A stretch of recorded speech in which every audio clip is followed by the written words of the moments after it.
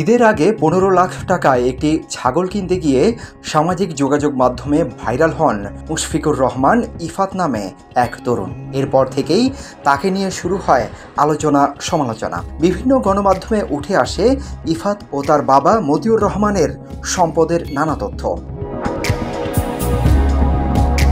ছাগল কাণ্ডের পর এবার ইফাতের পাখি কাণ্ড। পাখি লালন পালনে তার মাসিক খরচ 5 লাখ টাকা। শখের বশে পাখি পালন করলেও তার একটি পাখির দাম 2 থেকে 3 লাখ টাকা। এভাবে কয়েক লাখ টাকার পাখি আছে তার কাছে।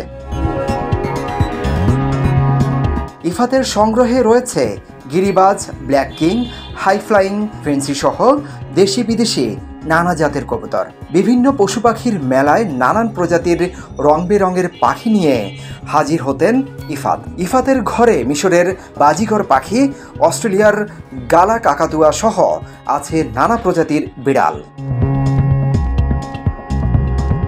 দামি পশু কেনার শখ ছাড়াও ইফাত দামি গাড়ি আর দামি ঘড়ি কিনতেও পছন্দ করেন। ফেসবুকে লাখ টাকার ঘড়ি আর দামি গাড়ির অসংখ্য ভিডিও আপলোড করেছেন তিনি। এছাড়া ঢাকার রাস্তায় দামি গাড়ির রেসিংয়ের ভিডিও প্রকাশ করেছেন ইফাত।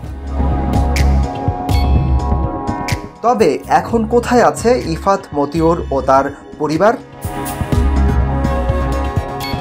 জানা যায়, ছাগল কাণ্ডে দেশ জুড়ে সমালোচনার পরেই মতিউর রহমানের দ্বিতীয় স্ত্রী শাম্মী আখতার শিবলি তার 2 সন্তান নিয়ে দেশ ছেড়েছেন। এর মধ্যে মুশফিকুর রহমান ইফাতও রয়েছেন। আর গা ঢাকা দিয়েছেন মতিউর ও তার প্রথম স্ত্রী লাইলা কানিজ লাকি।